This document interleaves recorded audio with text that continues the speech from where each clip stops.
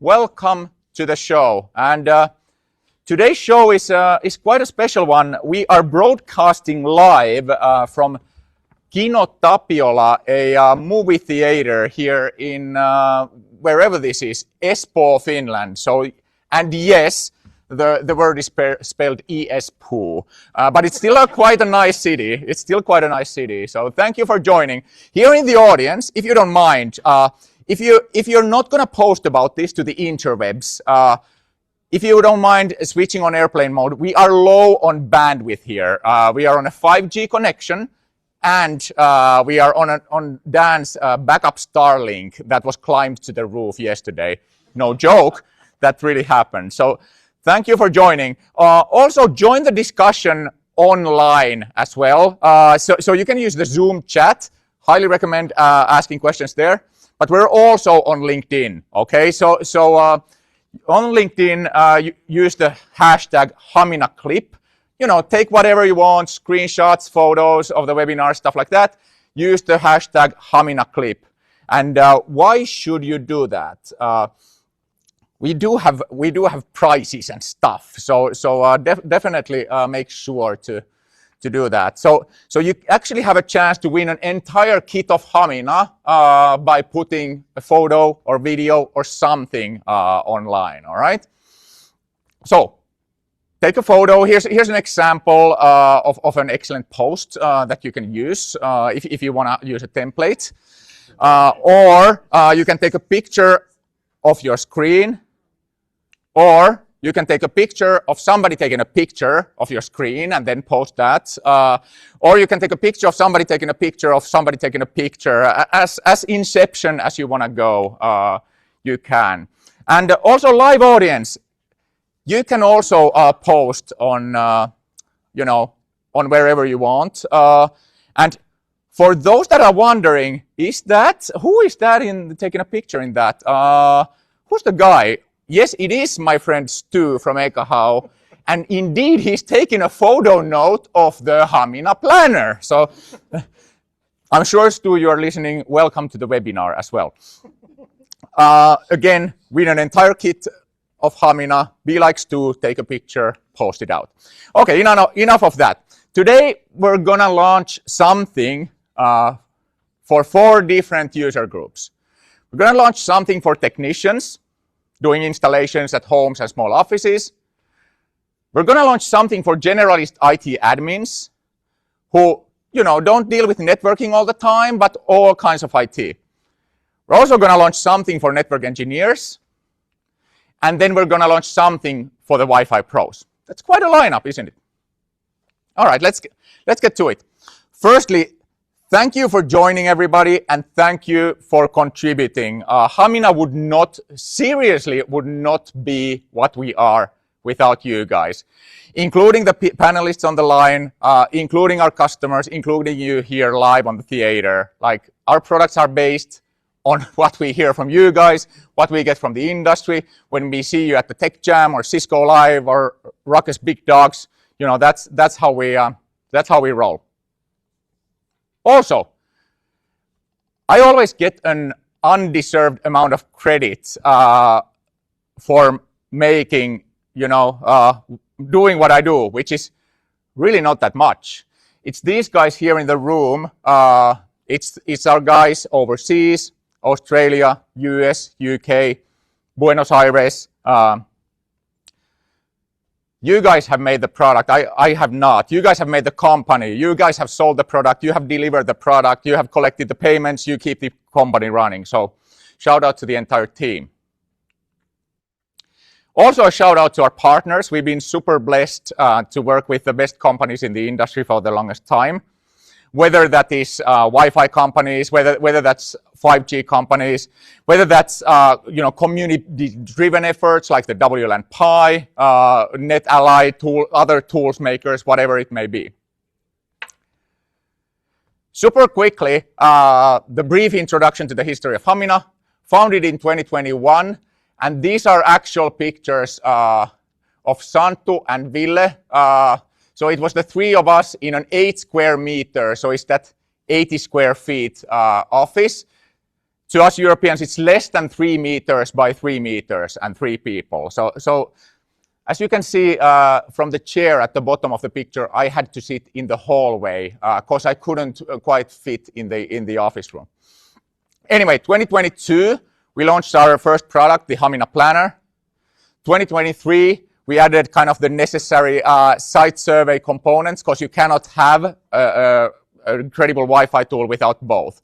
You need the planning stuff and you need the site survey measurement and troubleshooting stuff. And then the first in industry, we announced live network monitoring capabilities as well, 2024. All of these roads continue as we speak, as does this. So this year, we added also spectrum analysis capabilities for site surveys, for on-site troubleshooting, things of that nature. So quite a long road, and our chairman is here, so he may fire me, but I'm going to give some basic stats, hey Lauri, today. Just like, I guess the pitch goes like we have thousands of customers in almost 100 countries. 50 plus out of the Fortune 500 have chosen Hamina, and that number is increasing, as are all of these. Our customers unquestionably are the happiest, or at least Hamina's customers have the most amount of fun. And that's a very unscientific fact right there. Totally none of this is measured when it comes to the bottom 2 bullets. Am I fired? Do I still have a job? I still got it, so on we go. Thank you.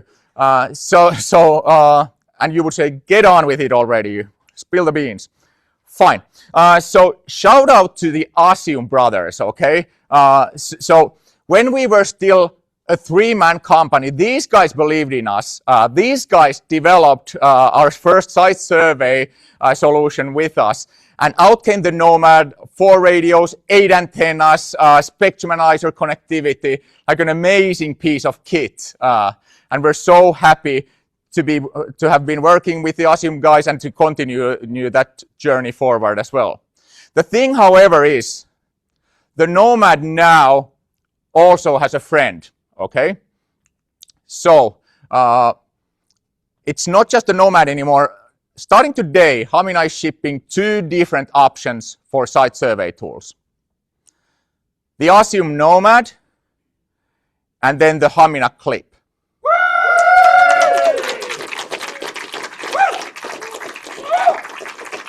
I like the hype man. Dan the hype man. All right, so what is it? So the Clip is it is a very powerful enterprise-grade Wi-Fi site survey troubleshooting device, but it's also very, very compact. Let's see what it has. So first of all, it really packs a punch. So fast Wi-Fi site surveys in all environments, powerful troubleshooting anywhere. Of course, Wi-Fi 7, 6, 5, 4, 3, 2, 1. As well as the future Wi-Fi 8. It does not have a Wi-Fi 8 radio, but it can be used for Wi-Fi 8 surveys and Wi-Fi 8 troubleshooting. Did I just overpromise? Maybe. No, Wi-Fi 8 is going to work as well. It's multi-radio, and it's, of course, 2.4, 5, and 6 gigahertz compliant device. And kind of some of the main things on it, obviously, power, pretty simple user interface, USB-C charging, as well as backup for data, power and charging lights, and then the antennas are protruding out from the device. You'll actually see some posts from our hardware guys and our project managers. The device used to, it was supposed to not look like this, but then we figured the best antenna performance is actually, honestly, when we protrude the antennas up and out from the device and up and out from the human body. It also has a built-in cool factor, but that does not mean active cooling. It means the opposite. It's passively cooled, and it stays almost as cool as Jerry Alla, okay? So then the next question is, how big is it? Okay? How big is this darn thing? Well, it's not actually much bigger than the Sidekick 2 squishy toy. And I would like to remind, you will win the entire kit of Hamina if you post some of this online. So I'm going to say it again. It's almost the size of Sidekick 2. Squishy toy.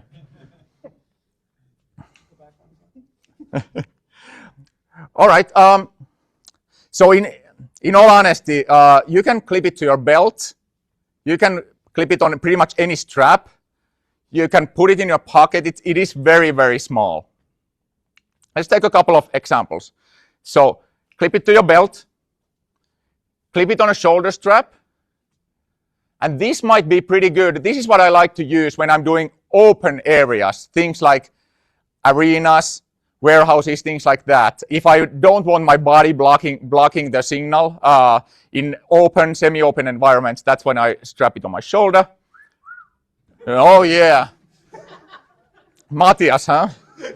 Works for me too, my friend. Works for me too. And Mr. Palmer, I promised to use your picture, so Palmer, how does this compare to your current look? Spot on. It's like identical. There you go. Perfect. Here's another size reference. So that's not an iPhone Max, although I specifically was like, we need to compare it to an iPhone Max so it looks like super small. Our marketing was like, you see, have to stay realistic here. So, okay. Thank you, Hannele. This was a better call. Also, the iPad is not a Max. It's a standard iPad. So it's pretty darn small. Here it is in a hand, on a shoulder,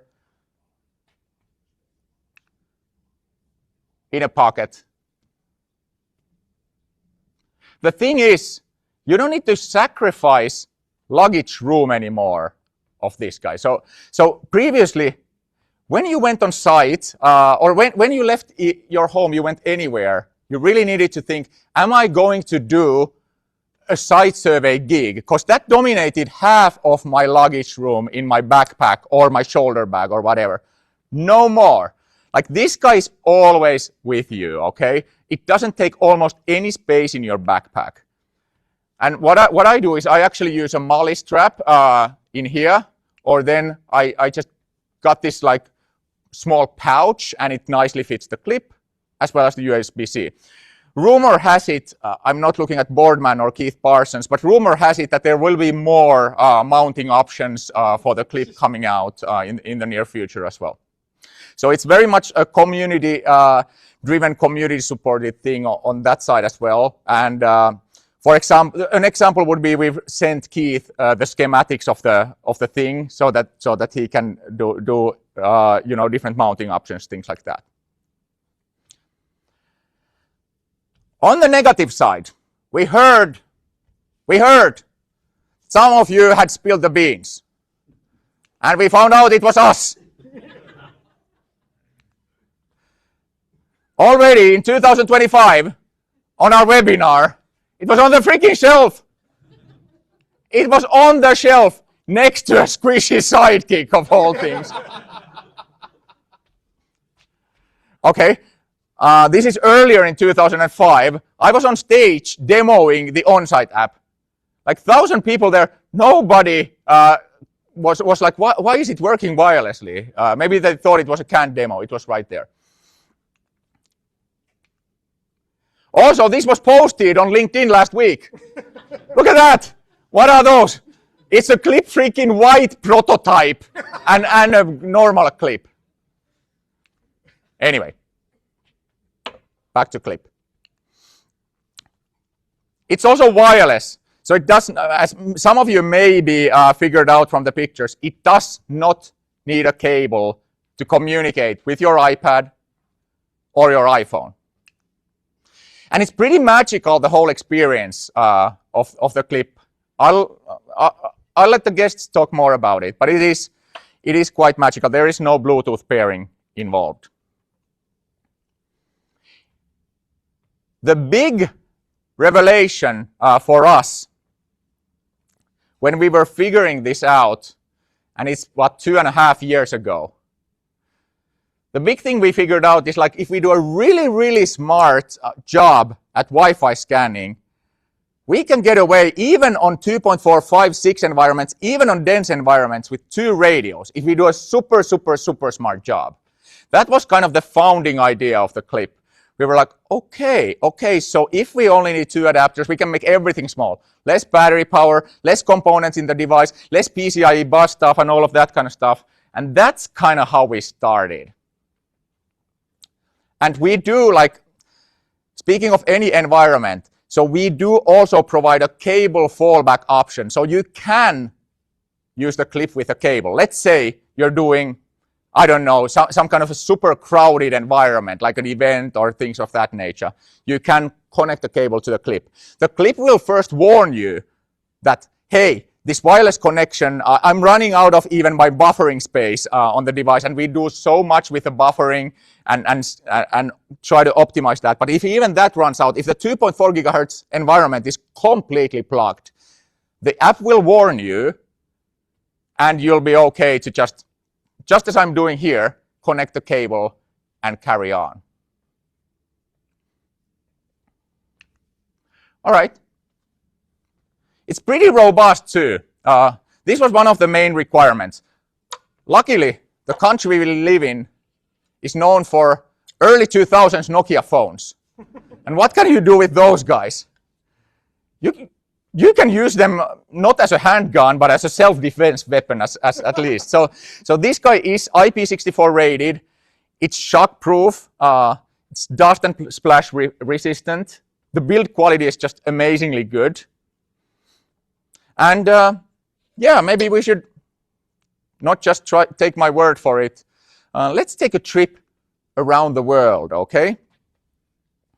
So let's take a trip to Salt Lake City, USA, where we figure out the guy actually is not picking up because he decided to come here. So, ladies and gentlemen, Keith Parsons. Hello, glad to be here with you, UC. Thank you for coming. Thank you for coming. They clap for anything. Yeah. Don't be so humble, Keith. So, you've worked in the wireless industry, and we've worked together for like 15 or more years. Yeah. It's been quite a pleasure. But I've always known you also for your brutal honesty. So I was a bit nervous when you came to the office and you kind of got the clip in your hand. And like, how would you describe your feelings when you first held it and got it to your hand? Well, this is it. I'm touching one. You're not. Haha. The first time I picked it up, it's just professional. And until you touch it, you just look at these really cool pictures, and then you hold it. You went, oh, this is a real product, and it just feels right. Then after I got to use it, it works right too. Yeah. So, but it's very professional right from the beginning. It didn't have any cheap feel. It mounts. And did you need this for the rest of the demo? Of course, we have one for everyone. Okay. Yeah, Okay. Yeah. Did you hear that? He said he had one for everyone. This ain't Oprah, okay? Oh, sorry. Sorry about that. So what do you think? Like, you have all the tools in the world, and let's assume somebody who does not have all the tools but has already some Wi-Fi tools. So how would this fit in like a network engineer's portfolio? I like the thing you brought up first. It's something that the best tool you have is kind of like the best camera you have is the thing that's with you. Yep. This is one that can go with you. It takes, like you said, if you have a backpack, this will fit in your backpack. Yeah. If you have a pocket, it fits in your pocket. And you can do the work like that. I've been using it in a vest pocket to be stealthy. Yeah. So when you're walking, I've done churches, schools, and no one knew I was doing a survey. I didn't have to have on my big high-vis vest. Yeah. So it just works. I mean, that's the best thing I can say about it. Compared to other tools, it does work, and I won't preempt anything you say, but yeah. It's a community project. It works with other software tools as well. Yeah. It feeds the information into other things that you're used to using. So I like it for all those reasons. Absolutely, absolutely. And you can, where can people hear more about it? Amazingly, we've already recorded a Heavy Wireless podcast last month, but it's releasing today too. So if you want to hear more details about the process, there's a podcast episode that goes along with it. And there might be some more beans spilled in there as well. Yes, always. Thank you so Yes. much, Keith. Big hand. And thank you for coming over, man. It's not a short trip. Next up, we're flying into Germany. So coming on stage, Mr. Timo Saas.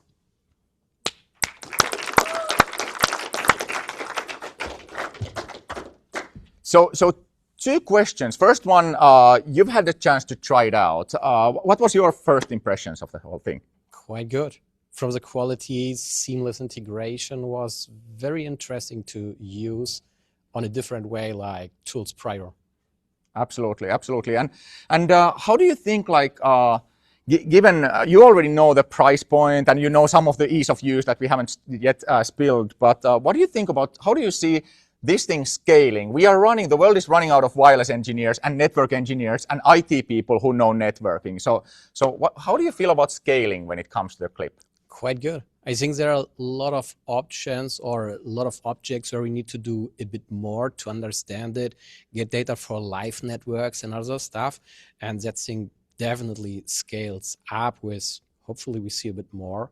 So let's see. But yeah, it's a good way to scale up stuff where we don't have a lot of people now to do stuff or it wastes too much time to have it. Absolutely, absolutely. And is there anything specific for the German market that you think with the clip, or you know the German and German-speaking market the best? How do you think this will be responded? Are they like price sensitive, or what's the kind of driving factor in there? Good question. Right now, no idea if there's any difference. I think it's going to be good everywhere. It's an interesting solution, different way, easy to care. So should fit perfect in a lot of use cases we don't can work, especially also the IP case where we have water, outdoor surveys and other stuff. Perfect. Absolutely. Ladies and gentlemen, Mr. Timo Saas, thank you so much. Thank you. And coming on stage all the way from Norway, also Europe, I believe, Mr. Kjetil Tegen Hansen. Please step on the stage. And some might say we were crazy to give this to the hands of Kjetil, but who wouldn't like a good challenge? I didn't break it. I'm sure you didn't.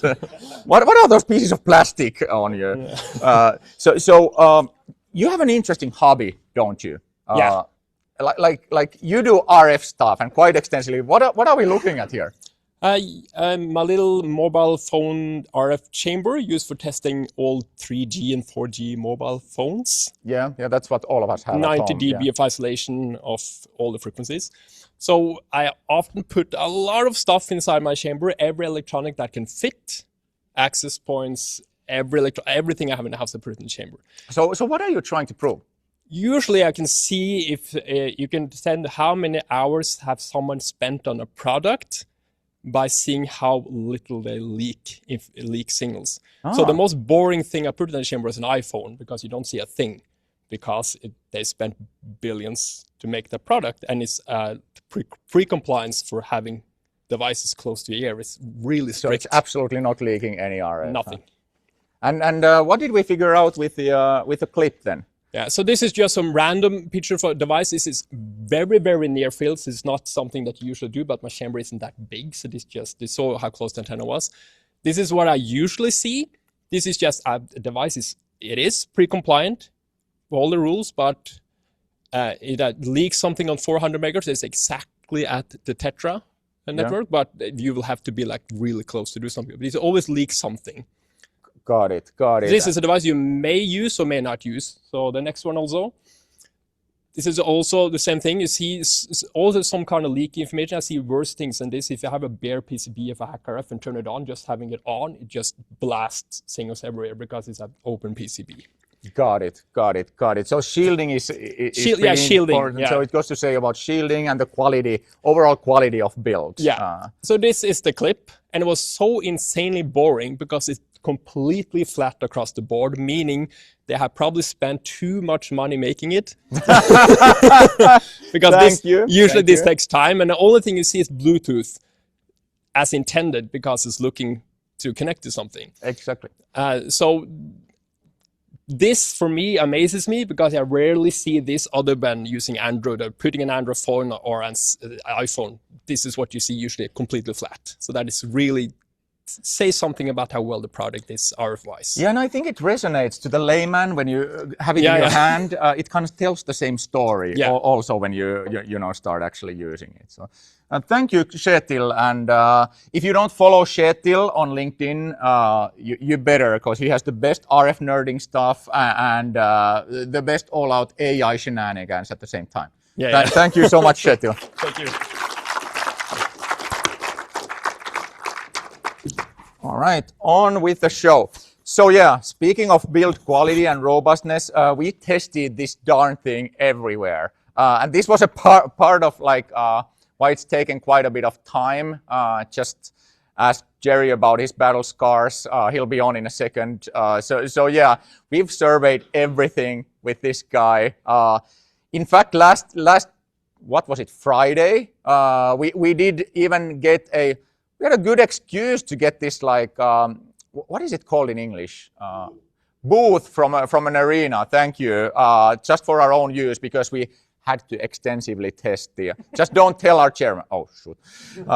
Anyway, so point being, it's tested a lot in the lab, in semi-labs, as well as, out in the wild. And speaking of testing, you may want to watch the screen more closely now than usually. Here comes a video. So first the camera shakes a little bit, then the clip falls down. This, I believe, Pasi may correct me if I'm wrong, but this is clip falling from 1.5 meters, which is what, 4 or 5 feet, something like that. I'm getting a thumbs up. So it's pretty good at bouncing, but it's not very good at braking. And you can see the green light still on the clip as it's bouncing, so it is on. And this is my favorite, where it goes head on to the pavement and an inch thick steel plate that it lands on. So do not try this at home. I am not encouraging you. Don't be a hashtag Wi-Fi jackass, okay? It's also pretty smart with battery life. The fact that it only has 2 radios means 6-hour battery life. You can also charge it while you're surveying. Remember, doesn't get very hot. And it has the standard USB-C charging port, okay? It's very professional grade. It has all the bells and whistles that you want. You do want to have a cable. The caveat is you want to have a cable when you're doing ultra high density or super client populated environments. You also want to walk more slowly if you're doing 6 gigahertz capable ultra high density areas like 2.45 and 6 gigahertz compliant arenas, stadiums, things of that nature, okay? All right, I guess it is time for us to take a trip again. No, Boardman, not that kind of a trip. Don't get too excited. All right, we are traveling to Wisconsin. And by the way, I suck at geography. I just randomly put the button in there. I don't know if I even got close. I hope it's not in Canada. But either way, it's supposed to be Wisconsin, okay? And now it moved a little bit when we changed the slide. That's terrible. Jerry Ola, how are you, my friend? Hey, UC. Hey, everybody. I'm doing fantastic. We are doing fantastic, and we can hear you here on the speakers, and I believe the webinar audience can see you too. Jerry, you want to share and talk a little bit about RF? Yeah, absolutely. Are you going to drive the slides in your side, or you want me to? I was just told to stop sharing my slides. Okay. I will put my slides back on, Jerry, and drive them for you. All right, sounds good. Excellent. Either way. Either way, this is you, right? Yep, that's me. Excellent. Excellent. Yeah, so I'm going to just kind of reiterate some of the stuff that UC's already talked about, but maybe go into a little more detail on some of it. So more on the engineering kind of side of things, the cooling was a big focus for us, knowing that this is going to be used in all sorts of environments, indoor, outdoor. industrial, all that kind of stuff. I've done those kind of surveys myself and know, need to make sure the gear is fit for the task, right? So I also know that there's, I've used other measurement devices that can get very warm, very hot, and if you're surveying in especially warmer environments, that can be very uncomfortable. So that was one of the things that we kind of focused on at the core of the product here with some of the specifications, is making sure that it ran very cool and could handle those types of environments, but also making sure that, it didn't require active cooling was a big thing there. We didn't want to have to put fans in there and have to worry about the maintenance and everything that goes with that. So let's talk about the RF side of things. So Clip RF performance. So this is really providing you with top-notch Wi-Fi measurements, and what that means is that it's not so that the device can hear super well, right? That was one of the other kind of focuses, and probably actually the primary focus from the core of this project, is making sure that we built a device that is realistic, that's representative of real-world Wi-Fi clients. So that was kind of the premise that we started with. What we wanted to make sure is that those measurements were consistent, comparable, and representative of those real-world clients. So what that kind of takes us to is really this has been the core at Hamina from the get-go. From, like UC talked about, we started with the planning application, then we added the site survey component to the tool, and then we've now added another measurement device. So what has been our kind of source of truth, our rock, if you will, throughout this entire kind of process from the planning side, is to base everything off of that FSPL, free space path loss. So when we started with the planning side, that's what we're visualizing essentially at the core, is that FSPL calculation to create those heat maps that we all have come to know and really love and use as kind of that baseline of being able to predict what that signal is going to look like from a user experience right at the end of the day. So when we started with that and then we moved on to the survey side, that's what we also brought with us, was that rock, that source of truth of FSPL, to make the measurement device match the simulation. And now we're carrying that through all the way through to from the planner to the Nomad and now to the Clip.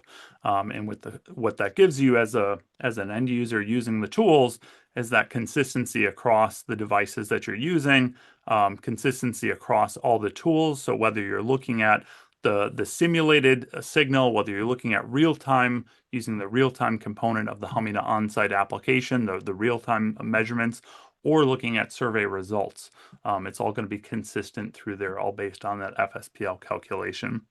So we've done a lot of work on that side of it, a lot of engineering to make sure that there's consistency across all the product lines, across all the hardware, so you can be confident in those results. And then, as far as that, what that takes you to is being able to have that highly optimized scanning then, where we can leverage multiple radios and we can get those consistent results across multiple radios, multiple devices.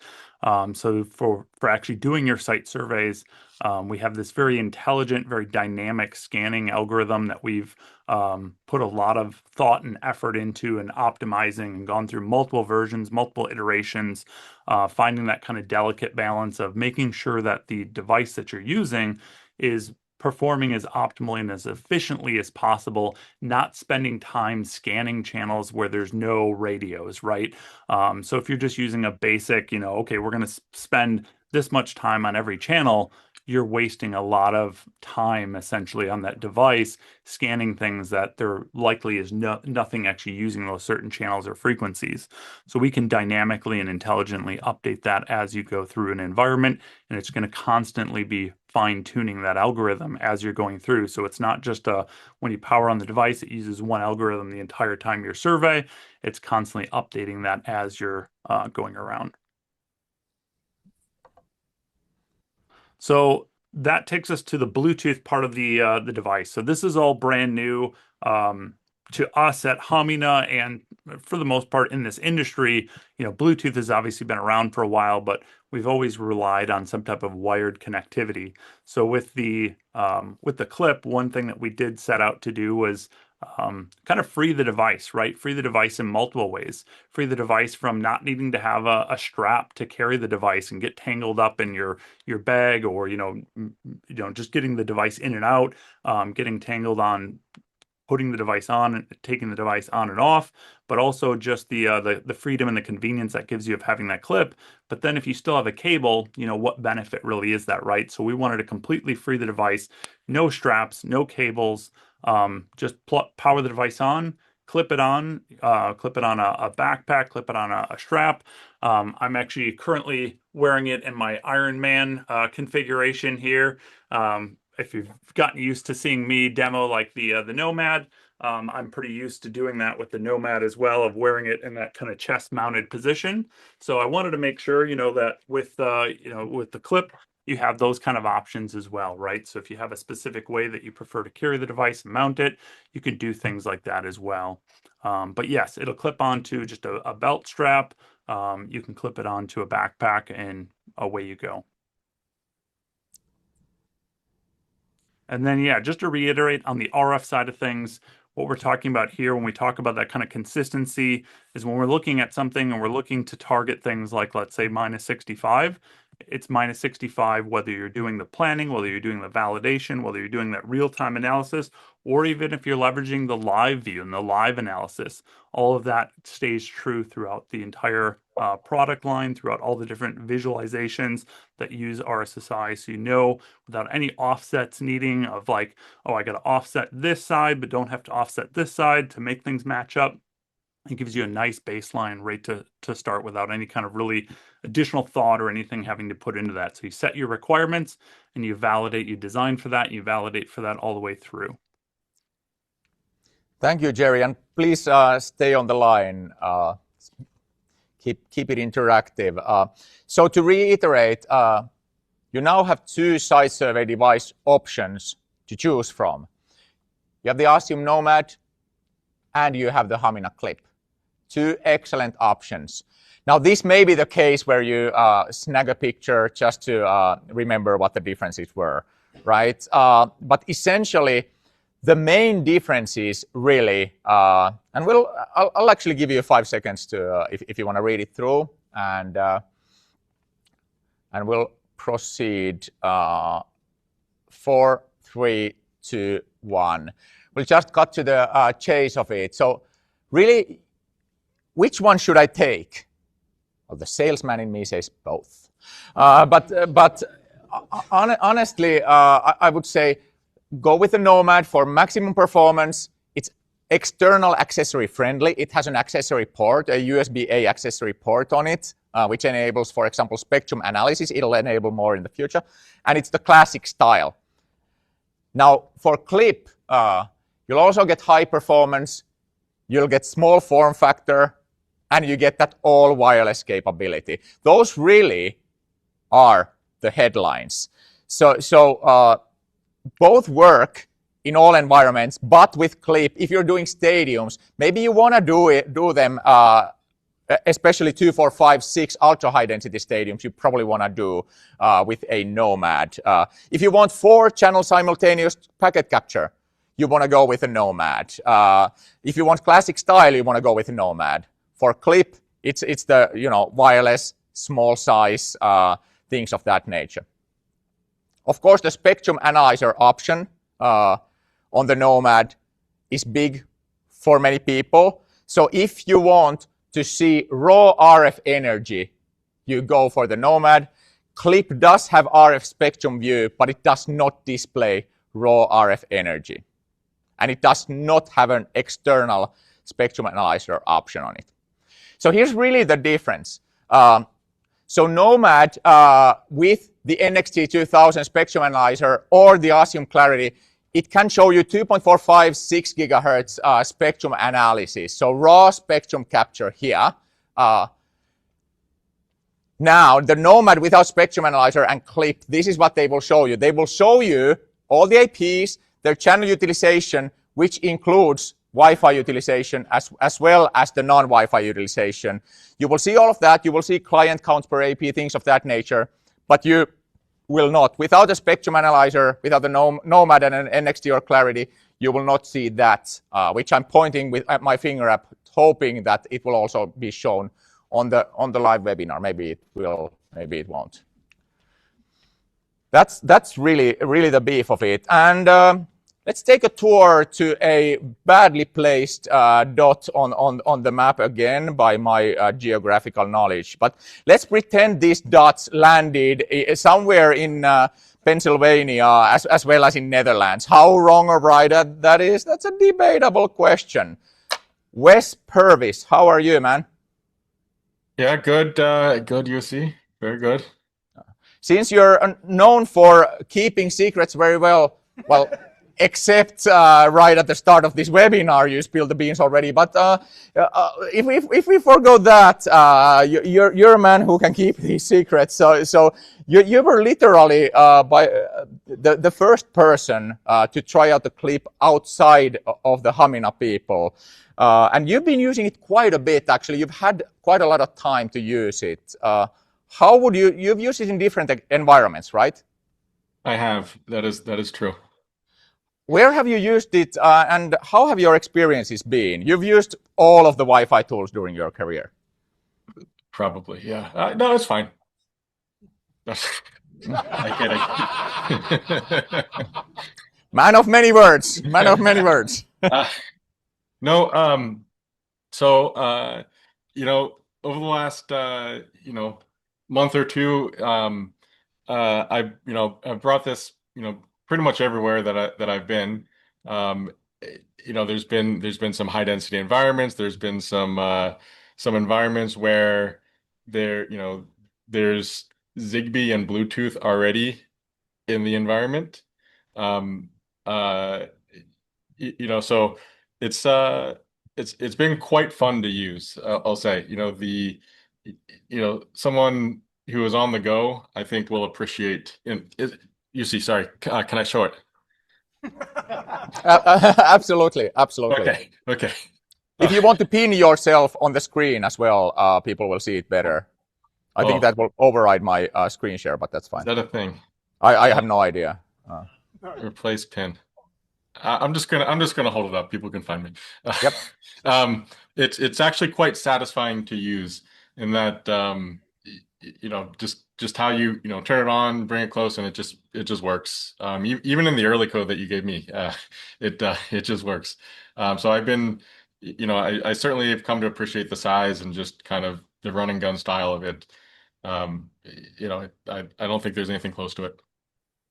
That's great to hear. That's great to hear. Well, thank you for testing. Anything else you'd like to point out before we move it to your new colleague, Dobias? Oh, I'm just trying to think. Anything else that you've told me that you don't want me to say, but I'll probably say no. We'll talk about it offline. I did get a very good picture of the lounging situation in that theater, though. Oh, excellent. Please share as far and wide as possible. You have a chance to win a clip. Oh, you already have one. Dobias, how are you, man? I'm good, and you? Very good, thank you. Very good. You're just back from Las Vegas, and I hope you're feeling okay to just give your thoughts on how do you feel the clip is going to impact. You've also tried it out, right? And what has your feel been, and how do you think that will impact the industry? Well, the first thing is when I received it, actually, when I was in Finland, and I think the hardware guys did a great job. So kudos to the hardware team on that one, because it really feels proper. It's still light. It's still super small. It boots fast, and it connects automatically to my app. So I think that was working really well for me. And even though it is small, it really feels industry grade. I don't know what the right term will be in English, but I think that will probably says it all. And for all the partners, I think it will work so easy, right? It's super light. You can bring it everywhere. I've been using it many times now in my house and in other places, in lab environments mostly, but because I was scared to show it, but gladly. Unlike Wes. After Wes now, I know that for sure. But no, I think it works really well, and I think it will work for the partner community. Yeah, it's so easy to do site surveys now with this small device. You clip it on and you go. Thank you so much, man. Thank you so much. And I think we still have a lot of ground to cover. So thank you, Tobias. Thank you, Wes, and congrats on your newly formed partnership lately, guys. We love each other. Professional way, by the way. That totally came from a prompter. Thank you, David. What's the three-letter acronym that one should shout if that wasn't as colleagues? SBC, Standards of Business Conduct. Okay, yeah. Yes, that's. All right. Anyway, on with the show from the SBC. Sofia, how are you? Hello, doing great. Hello. Hello, Amsterdam, and here are the votes of the. Oh, yeah, it's not Eurovision after all. So Sofia, you have also received a clip, and you've been using it quite a bit, haven't you? How's it been working out for you? Well, I have to say it was great. Considering when I looked at it, and I'm not sure if it's okay to say that it's a prototype. And I thought, okay, for the prototype, you can expect anything, but this is great. So, I mean, Tobias just mentioned the hard work that like hardware guys put there, but also I have to say for the software, it was super smooth, just connected, and off you go. You just start your surveying. So really, really smooth. Excellent. How was the whole survey experience then? Super easy. I really liked it. So in general, well, first, of course, I played around it immediately at home. And yeah, so now I know some dark dots that I need to cover there. Yeah, but very smooth, very easy and intuitive. I really, really liked it. Excellent. And how do you think this will fit, let's say, to the Cisco engineers and Cisco partners? This kind of a device. Is there room for this kind of a device? Of course. Well, first of all, I have to say any engineer would be happy to have one or win one. And yeah, definitely that's the way for us to expand this throughout the community, and also specifically within partners and distributors, because the guys would be super happy. That really makes their day-to-day operations much easier. Absolutely. Well, thank you so much, Sofia. Thank you for trying it. Thanks for the feedback. And I will see you in Amsterdam in just a couple of weeks. Yes, looking forward. See you soon. All right, on with the show. So this is not all, though. We are also announcing some major improvements to the Hamina on-site app, which obviously is the other side of the puzzle, right? Other piece of the puzzle. So if we look at Hamina on-site today, there's really two major use cases, right, Jerry? That's right. That's right. I had to find my unmute button. So yes. So no, I threw you under the bus because this is not that I'm at all like configuring my phone.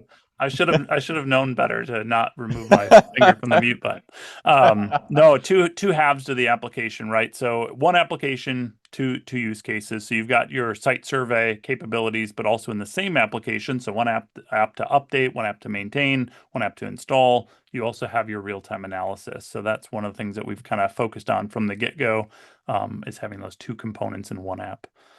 Absolutely. And today we will be adding some more, and not that I'm at all trying to find how to share on Zoom. This is not the first time I use it. Totally not. All right, here we go. Start screen broadcast.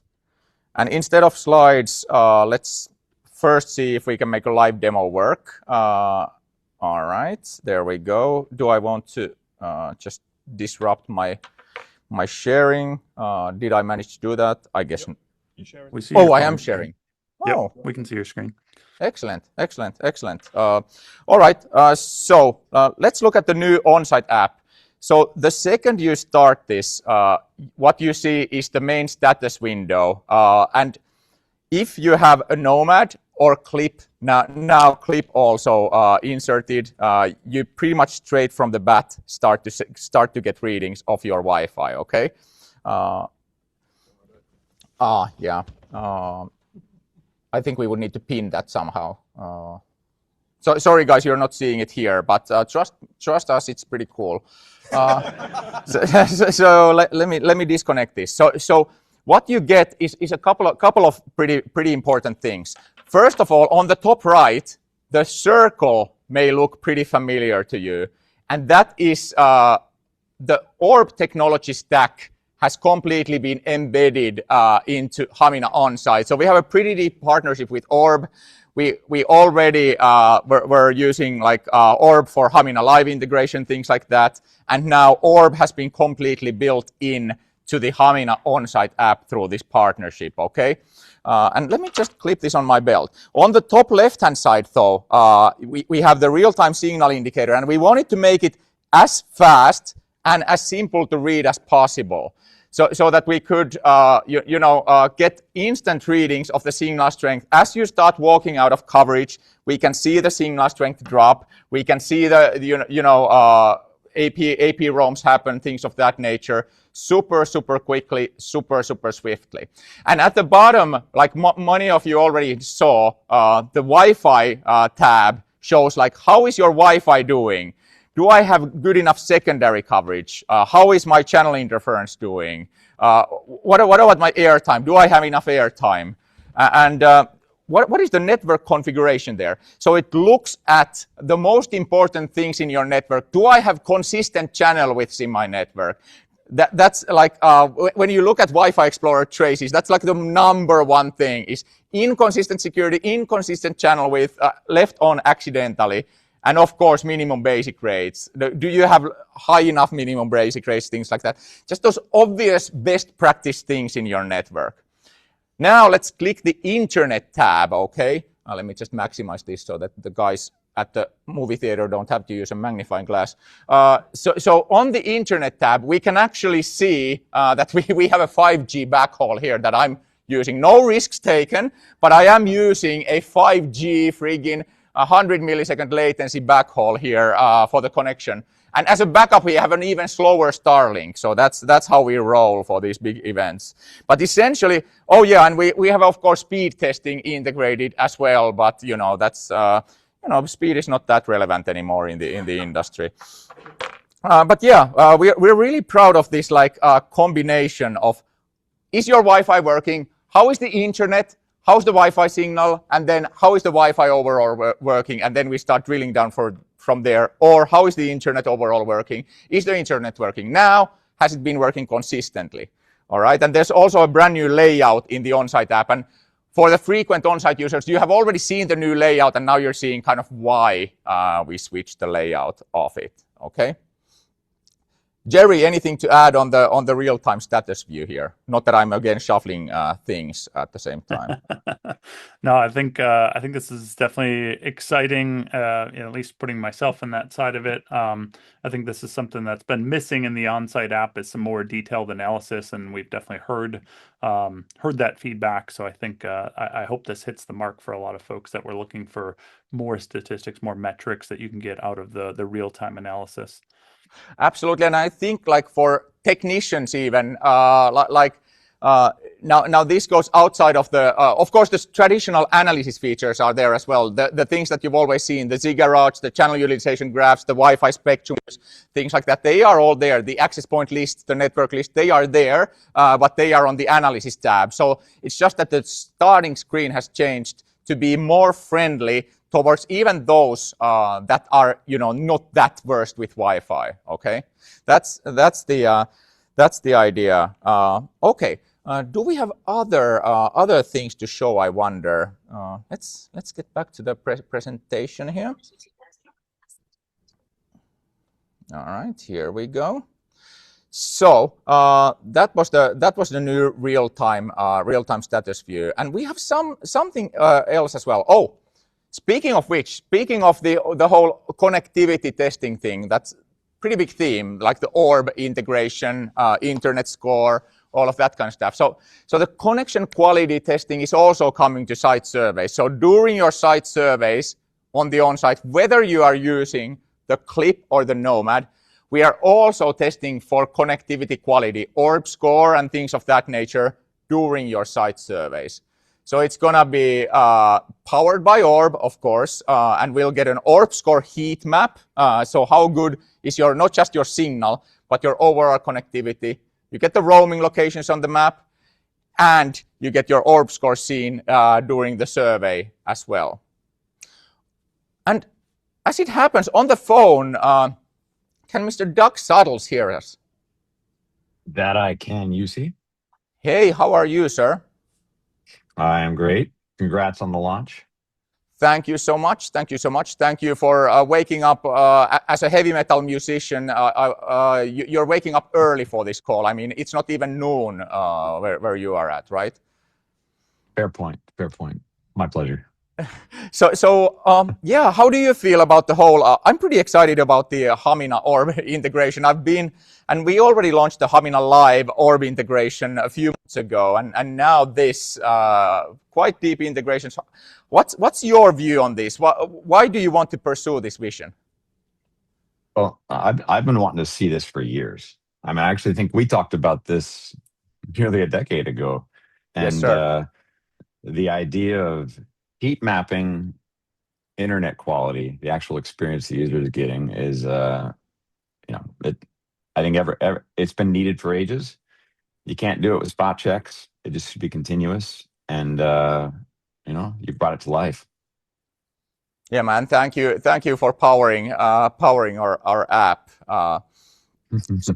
So what do you think? What is relevant for testing the end user quality of experience? What metrics are relevant and what are less? Well, a lot of folks on this call or this webinar probably know, we're big proponents of what we call lag, measuring application layer latency continuously, basically behaving like standard protocols. And, again, continuous measurement is key. And I love that this is the first publicly available implementation of the mobile SDKs of Orb. We are extremely proud to be your guinea pig, Mr. Suttles. Much, much appreciated. Well, I love working with your team, as you know. Likewise. It is two pretty quirky, badass teams coming together, isn't it? It is. I call it the epitome of what a partnership should be. Yes, Bromance, sir. I saw. 100%. So I'll see you at WLPC in just a few weeks, my friend. That I will. Looking forward to it, man. All right. Thanks. Thank you. I was going to say thank you, Orb. It's like Tim Apple. Thank you, Doug Orb. No problem. You see Hamina. Talk to you later. All right. And how does this happen under the hood? Both Clip and the iPhone or iPad, or Nomad and the iPhone and iPad, they participate in the testing. So we use the iPhone or iPad radio for the end-to-end connectivity testing and Orb score, and then we use Clip for all the other metrics like signals and detecting all the surrounding environment, scanning the APs, finding nearby APs, things of that nature. Okay. So, and of course, the same Hamina on-site works with both Clip and the Nomad. All right, and there is a bonus feature that I found out just the other week of the real-time view. Since the signal strength indicator is so quick and so clear to read, it's quite easy to find access points. Am I right, Mr. Palmer? Yeah, especially indoor access points mounted to the outside of a building. Yeah, those are a pain to find, aren't they? We'll talk later more, Palmer. Thank you for the photo. Okay, so my signal meter, I just couldn't for the life of me find an AP in my hotel room in the Canary Islands, which is where every Finn is obligated to go once a year. So it was like the site survey, which I did at the hotel, showed that it is right in my eteinen. What is it in the hallway of my room or something like that? And I was like, I couldn't find it at all. And then I was like, that ceiling tile is a little bit loose. So I brought the Clip next to it, and it started beeping like mad. It didn't beep. It was only visual. But the Clip does have a speaker, actually, which we will utilize later. I never said that. Forget that. It totally may or may not have a speaker. Either way, I found this extremely professionally mounted AP actually in the false ceiling, of course, upside down. But maybe it was covering the next floor over.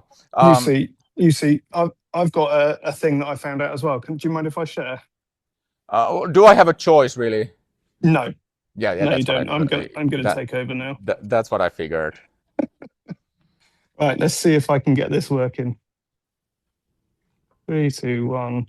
Yeah, let's share. Are you seeing my screen? I would be if I had you here as my technical assistant. But yes, we can. The online people can see it for sure. Amazing. That's fine. Okay, right. Let's start a new project then. Let's call this help. Here we go.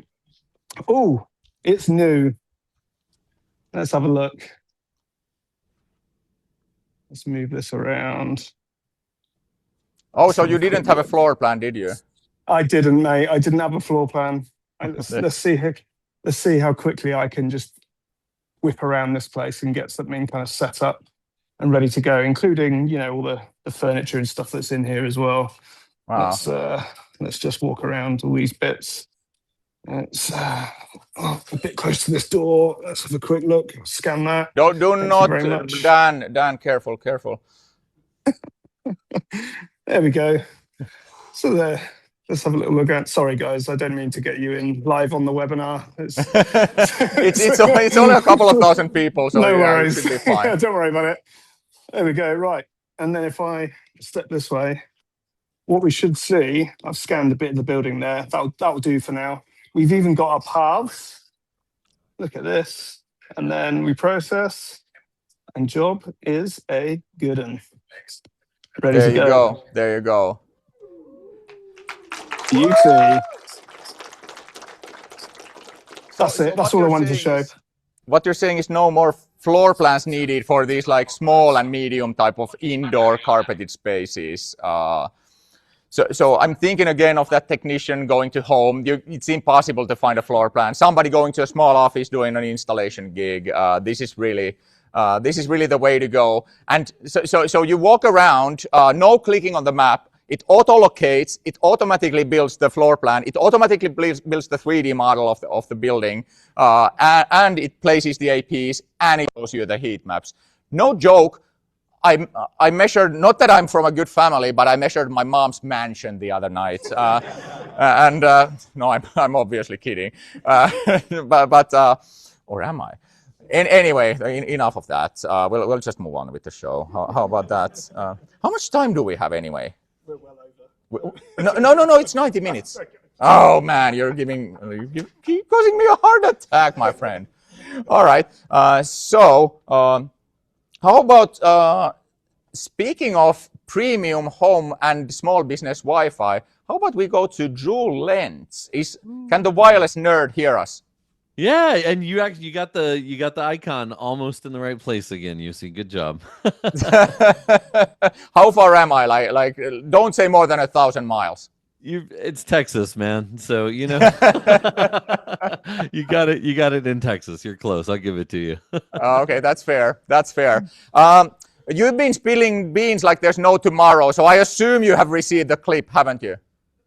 A little bit. It is. It's awesome, man. It's really cool, and I think that there's two things that stand out to me before the in-home component. And one, the first thing is that I don't need the camera adapter anymore to connect this to my device, which is awesome. I don't know how you did that sorcery, but I appreciate it because it saves me from having to connect something. That was before you told me it was wireless. Yeah. And the thing that I learned because it's wireless is really, really important. And that's that I connect into a VPN, and I'm usually always connected into the VPN while I'm doing regular work. But if I have a device connected at the same time, because of the way that these things work, and now I can't use my survey device and be connected to the VPN at the same time because of where it routes the IP address and whatever. And my favorite thing, I think, so far with this is that I can use it while I'm connected to my VPN. And I know that sounds dumb to some people, but to the people that are always connected to the VPNs, that's freaking awesome because everyone wants to know why my computer starts going beep, beep, beep, beep, beep, beep, beep, beep, beep, at the highest volume possible when I connect to VPN. So that's something that was a side benefit to it. But I think what I like about this is you mentioned the fact that it goes into my kit and I don't have to take up all the space. For someone who is doing work inside a small home, a small apartment, a small business, somewhere where traditional users have that Wi-Fi access, I don't have to strap a bunch of stuff to me and go walk through their house or go walk through their apartment or go walk through their small business. It makes it really easy for me to do surveys. And now with the addition of the LiDAR component, not having floor plans of someone's home or someone's small business or someone's apartment when they're trying to figure out where to place their Wi-Fi or their mesh nodes is super, super helpful for those installation technicians. So I've used it in my home, in my mansion also. Yours is much more of a mansion than my mom's, just to be clear here. But it is, man, until you grab it, everyone talks about how well it's built and how it fits in your hand. I've had this running for about a good 2 hours now, and it's barely even warm. Yep. Warm is not the correct word for it. It's whatever less than warm is. Such a great product, man. Congratulations on this, and kudos to the whole team for this, and the software that goes into it is just, it's phenomenal. Thank you so much. Thank you so much, Drew. And hey, I hear you have a pretty darn good podcast. Where can people find you? The wirelessnerd.net. So it's called the Waves Podcast. And I didn't jump on it like Keith did because I'm not that good at podcasting. I haven't had an episode in a month. But I will be reviewing it, and I look forward to seeing everyone at WLPC talking about it there also. So it should be a lot of fun. Sounds good. See you at WLPC. Thank you so much for coming, Drew, and thank you for the contributions to the community. Oh, it's awesome. Thanks, man. Thank you so much. And since there is one person as a panelist who's enduring more pain currently than the others, how about this? How about we hear from Mr. Chris Denham? Chris, can you hear us? Loud and clear, yes. Yeah, how are you, mate? Come again, say again, where are you and what time is it? In Brisbane, Australia, and it's currently just after 4 in the morning. Yeah. Dude, that is dedication, man. That is dedication. Really, really, I am honored that you are here. We are honored that you're here. Any chance you would have received the clip all the way over? Because I think Australia and New Zealand, they're pretty much on the opposite sides of the globe, if I'm not completely mistaken. Then again, my geography might be off again. Yeah, I had to explain to the locals that it wasn't a boomerang. How's your experiences been, man? Have you had a chance to try it out? Oh, and we're back. All right. I was asking, like, how's your experiences been? Have you had a chance to try it out? Yes, I did the walk around the house first with the iPhone and put it on the belt, and it reminded me of the first time I used AirPods. In fact, of just the freedom of no cables was that revelation moment. And I think once you do it, you kind of can't go back. So thanks for ruining me. That's an analogy I have not yet heard. Actually, that's very, very interesting. How do you think about the like how does the local market function, and do you think that there's room down under and in APAC in more general, but for example down under and New Zealand, do you think there's room for this kind of a thing? Absolutely. We have a saying in this part of the world called "She'll be right, mate," and unfortunately it's been the approach to Wi-Fi design for a while. So I think it makes using proper validation tools a bit more accessible to people. The barrier to entry is a bit lower, which is great. That's fantastic. Anything else you'd like to say? I mean, it's 4 a.m. there, so you have all the time in the world, man. Yeah. Don't tell me you're gonna read a passage of the the Three Kings or something like that. No, absolutely not. But yeah, I just wanted to say thank you very much for the opportunity to have a play with this. It's great. Thank you so much, man. Thank you so much. I thought you were gonna take me up on the you have all the time in the world offer and read a book of poems or something like that. But thank you, Chris. I will speak to you later. And you coming to WLPC by any chance? I wish maybe next year. Send me your boss's email. I will send him an angry email. Okay, and we'll talk again. All right, thank you, Chris. That's amazing. 4 a.m. man.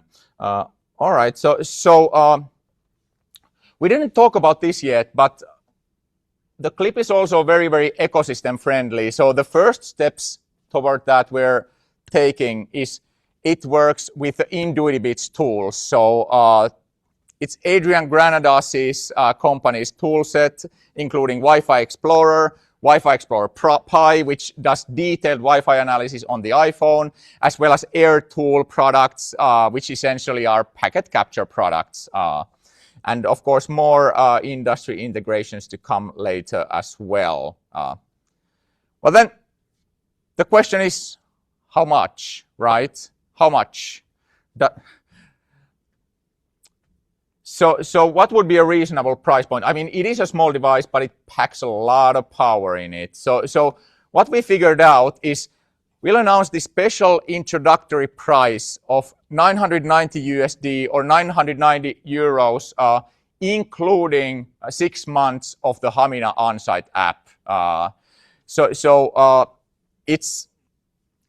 We feel it's reasonable. We really hope you feel so too. Feel free to punch in your comments as well about the price. Only 4 seconds delayed hype man. Granted, he's had 2 gin and tonic, so we'll let that slide. Availability. So the shipping is scheduled to start, Pasi, am I right? Shipping is scheduled to start around the end of March, beginning of April. I'm getting a big thumbs up from our project manager, so that's definitely a go. It will be limited availability from March through May, and we are ramping up the production. We're kind of conservatively trying to ramp up the production during that period.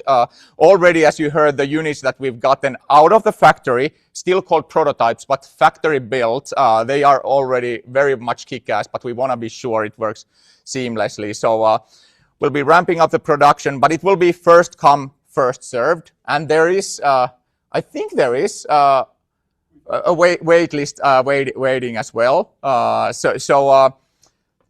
Then the question is, where can I use this? In the beginning, we'll have search for USA, Canada, EU, UK, with a lot more coming quite quickly. So we're certifying this as soon, as much as we can. And yeah, indeed, waitlist, is this true, Hannele? It is true. Waitlist is now open at hamina.com/clip, which is also the product site. It will be a first come, first served shipping after end of March, and shipments start then and then ramping up. So yeah, I mean, that's really most of it, except for the post-webinar aftermath snarking, the clip impact panel. Oh, what is this?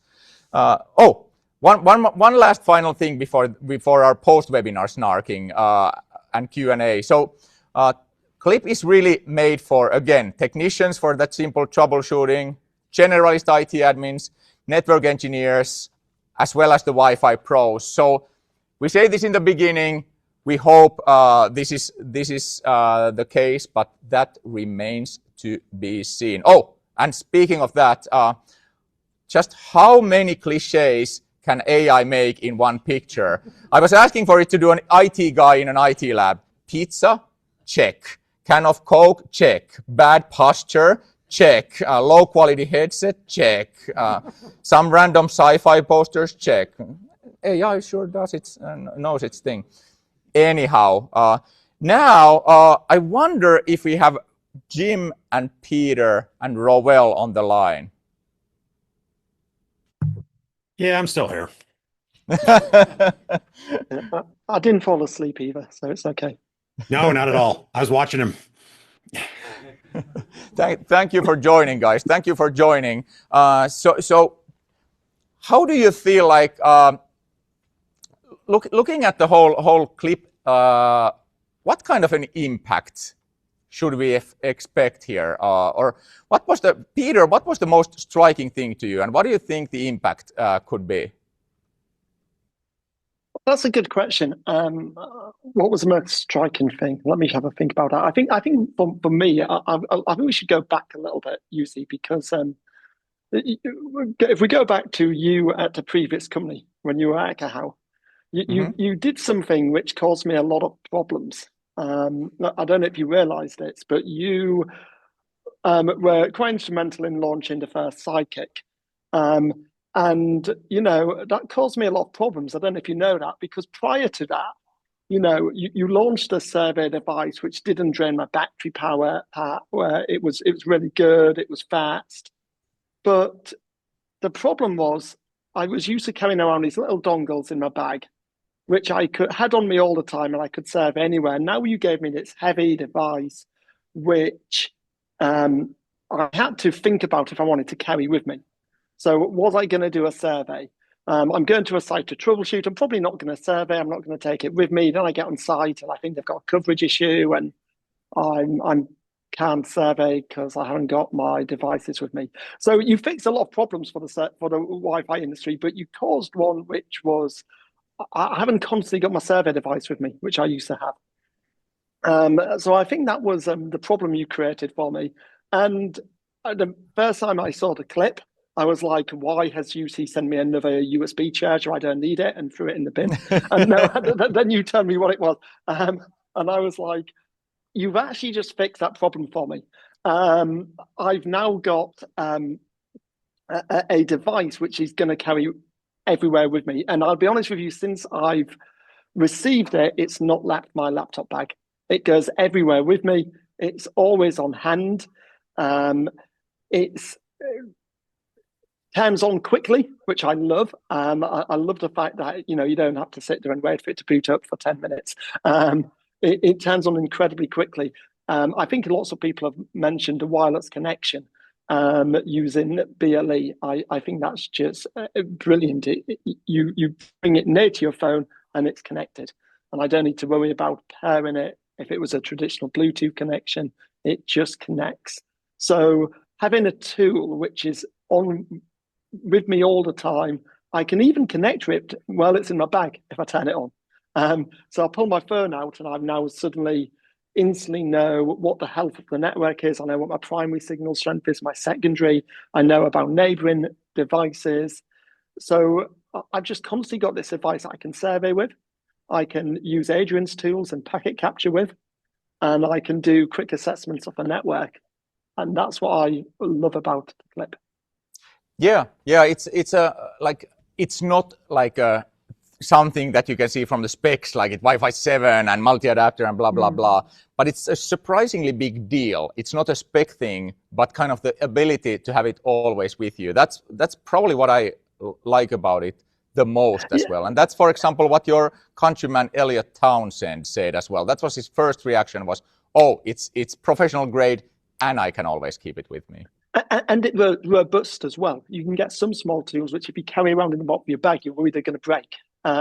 Whereas that, it's clearly so well made, it's not going to break. I can have it in the bottom of my bag and I know when I pull it out, it's going to work.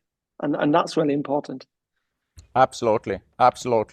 Rowell, what do you think? I know you've only briefly had a chance to test it out, but what are your thoughts and feelings? Any quirks and features you may have found?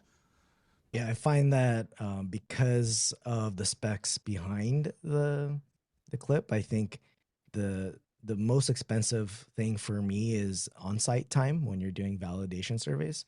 And I think with the size and the antennas that are on it, I feel that there's less fatigue when walking, doing a survey. And for me, it's like doing these large environments, you can get tired pretty easily. And I think a smaller device makes it something less to carry with weight, so you can walk naturally and probably get more done in a day. And then on top of that, the form factor is incredibly small, so I can fit it into my everyday wireless guy carry bag and be able to strap it onto my bag or place it in the bag or on my belt clip. So it's always with me. It's going to be one of those devices that will always carry. Faster troubleshooting, like just pairs with the phone wirelessly. I think that was the most impressive part for me, is having to not deal with the cable. So I don't know how many of you guys are doing surveys between desks and whatnot, and have that cable just clip and come off of your device and have to redo that survey path. So I find that not having that cable is going to be a huge factor for me. Agreed. And I'm thinking of myself, like I used to be at MIST between Ekaha and Hamina, and I did a lot of pre-sales gigs with the customers, and just doing that quick pre-sales assessment with a clip, it's always with you, but also it's so quick to assess a network, both like on the spot and do a quick survey around the site to get actually a pretty good understanding. So on a 1 hour pre-sales gig, if you use 10 minutes of that, testing and surveying, you actually get a pretty good understanding of the network, and then you can deliver already a pretty good plan to the customer. But what about Mr. Palmer? You're on the same RF geek league as Kjetil. So how did you find the whole device? I hope you didn't throw it in the trash like Peter initially did. No, I did try to heat my coffee up with it, and then like Jerry said, it just didn't work. So then I was like, well, maybe I should use it for something else. Yeah. And so, it's funny though, I've been watching the chat a lot, and there were some questions early on about like body attenuation, and I know Keith has mentioned something about it. But I got to tell you, when I was on site last week, what I realized was, instead of having the Nomad kind of strapped to my chest, the Iron Man style like Jerry does, that always seemed to like get in the way. But when I was doing some troubleshooting and I was trying to figure out like what was going on with my install, the fact that I could just have the thing sort of clipped onto my belt, it was just sort of like there, and it was under my shirt and no one knew it. I could Yep. walk around and troubleshoot, and no one knew what I was doing. But what I could do is I could use my own body to put it between, to put my body between the clip and the AP and look Yeah. at what is the worst case scenario. And I could look at it really, really fast. And so any of those spot troubleshooting stuff, I was like, yeah, the clip was like just so native and easy.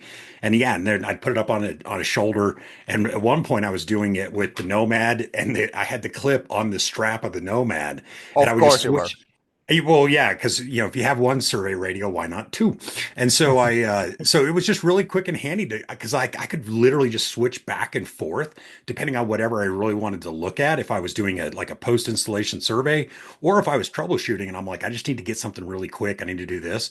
And so there's been a lot of people like, hey, why would I need both? Like, I'm sitting here going like, how could you live without both? Yeah. And I think that's the perfect combo. Is like now there's a device for every use. For the max perf, 4-channel packet capture, spectrum analyzer option, you get the Nomad, and then you get the clip for other use cases. How do you see Palmer? Like you're a manager of an SC team in a way, or you manage a group of Wi-Fi design engineers at Ruckus. So how does Clip fit into that whole shebang, and maybe going further from there to the Ruckus ecosystem? So the thing that I found really interesting that I'll be honest with you, like I did my own little mini reveal last week in West Virginia, because I had some people there, and I was like, I gathered them all together and I said, okay, you cannot say a word for another week. I was like, but I'm going to show you something. I was like, and this is how we're going to do it, because like you were talking about like a pre-sales thing, we do a lot of pre-sales site walks. And so just being able to have something where it's like, hey, I just need to get a really quick understanding. I don't need it down to the dB. I don't need it down to the 3 dB. I don't care about the body fade or whatever, because quite honestly, how many of our customers really care about body fade when it comes to their network? They don't have no idea what you're talking about. And so it's like, because it all integrates with everything, I can have somebody take a very small device that doesn't take up much room. They can go check out a site for me while I'm sitting here in my office, and they can give me all the information I need for my design team. And then at the end, when we do our validation survey, it still all sort of ties back into the same ecosystem. That now it's to the point that my service assurance team, the team that takes over these networks after we're done, they won't accept a network unless it has the entire Hamina package for them and sitting in a folder for them to use. And so it's that sort of pre-sales, post-sales, post-installation, troubleshooting. It's like, and depending on what you need, it's like I can instead of having a big giant thing, I can be like, you know what? Here's the clip. Just go get me a little bit of information. Let me see what that looks like. Take some readings real quick, and I get that information feedback that I can then make a better design faster than if I were to have to, and cheaper than if I were to have to do something more intense. Absolutely, absolutely.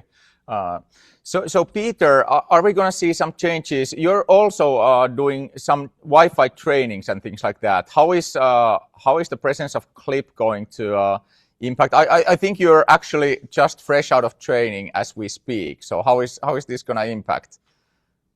Yeah, that's right. I've actually sat still in the training room here. You can see the sort of screen behind me.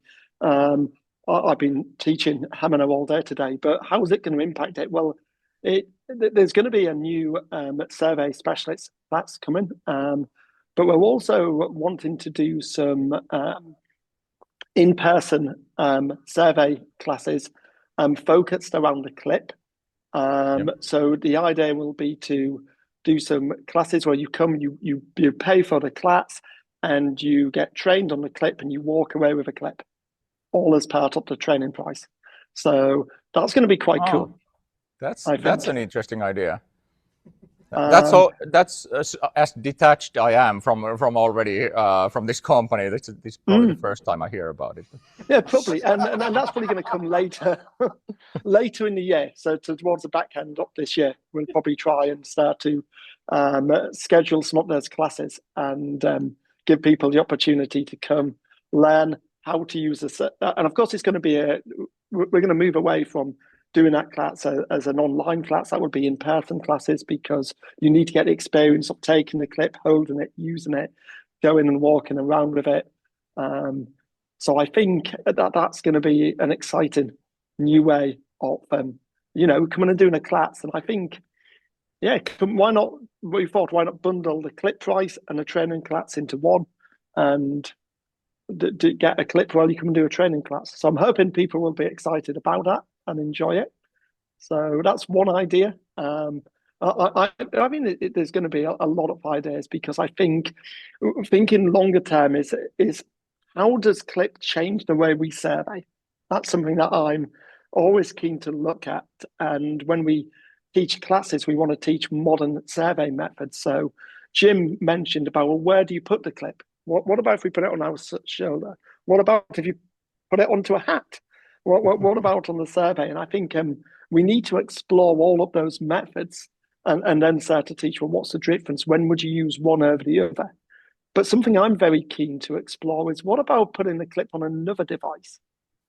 We've seen people play about with drone surveys. I've put devices on robot dogs before.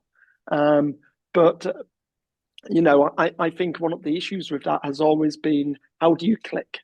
But obviously with the AI kit survey method coming, and the clip being a small device, I can easily fit two other devices.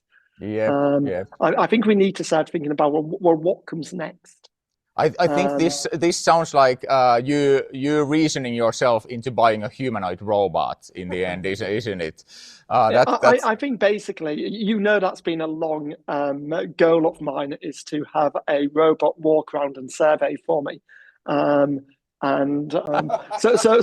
that's coming. So if anybody wants to, help fund my project, do let me know. Perfect. Hey, Rowell, real quickly before we run out of time and overtime for overtime, you're kind of a multifaceted guy, in a sense that you do both university networks as your full-time job, and you also run an MSP as your full-time job. I'm not even going to go to asking, like, how does that even work? So let's just go with, like, how do you see Clip being used by either one? So the MSP side of things, and how does that differ to an IT team of a university, for example? Yeah, sure. So from a university perspective, we're already looking at Orb. So I think this integration probably makes a lot of sense.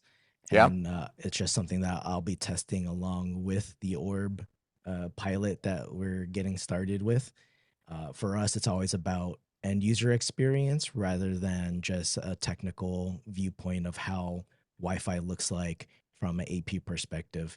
It's a lot more about, are the end users getting what they need out of Wi-Fi, and are we doing our jobs right to give them that experience? It's not that much more different from the MSP side. I think from both perspectives, it's just giving a person a tool that they can just hit the ground running and not have to be too complicated to use. Absolutely, absolutely. Well, thank you everybody so much for joining. But before we go, how about we throw someone under the bus? We have the project manager of Hamina Clip here, don't we? Mr. Pasi Keränen. Why don't you talk about your battle scars throughout the project? I mean, you kind of led the whole, we had a design partner here in Finland, but you kind of led the day-to-day of the project. So yeah. Cheers. I already posted one really good picture on the LinkedIn showing the four corners. Make it affordable, make it great Wi-Fi, make it small. And what was the fourth one? I'm forgetting it. And then Jussi just comes, and then Jussi says like, just make it happen. And what do you do? So you sit down with Jerry Ola and you bend space-time and just squeeze that diagram into one so they can make it happen. That was, I would say, that was the beginning of it. That's where we started. And then, we have had so many, let's say, the AI builds that are happening in the world. Yeah. We are being impacted. We have been fighting good fight to kind of get sourcing all the components, making sure that this is going to happen. We are still having a bit of few things going on but I'm showing that some is going to happen. Yeah.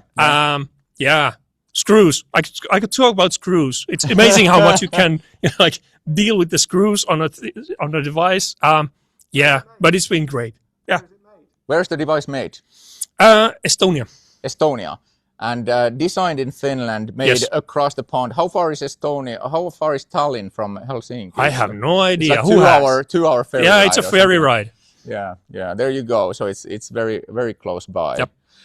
Anything else that really stood out from the project? People have really praised the build quality of the thing, that and also that it just worked even from the prototype level. What's the secret there? Whole lot of work. Especially huge thanks go to the software team, Mikke. God damn, you're an amazing guy when it comes to software and just making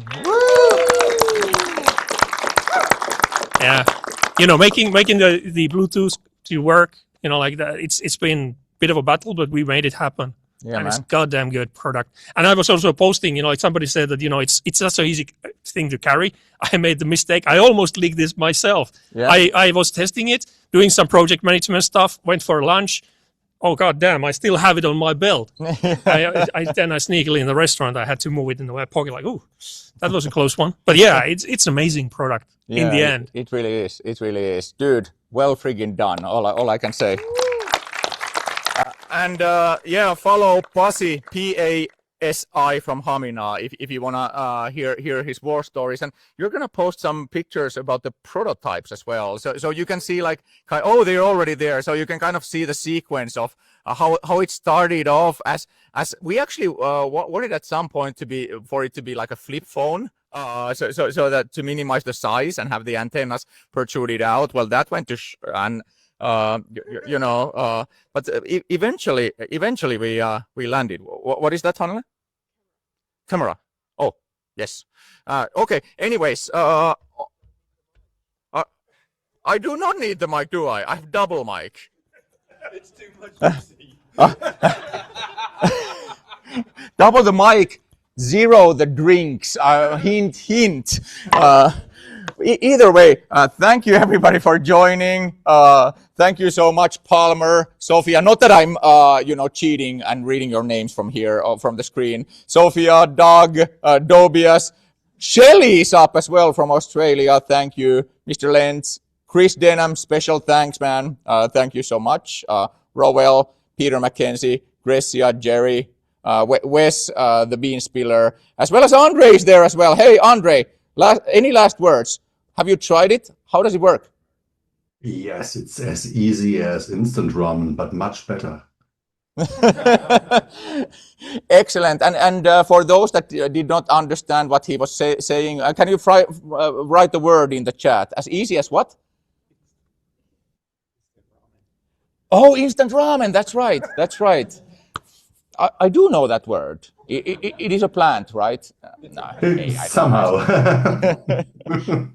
All right. Off to, I don't know, somewhere we go. Thank you so much, everybody, for joining. Really, really appreciate you coming over. Again, hashtag Hamina Clip if you want to win the full kit, including the Hamina On-Site, Hamina Planner Plus, as well as the Hamina Clip. Yeah, let us know what you think, and we'll be back.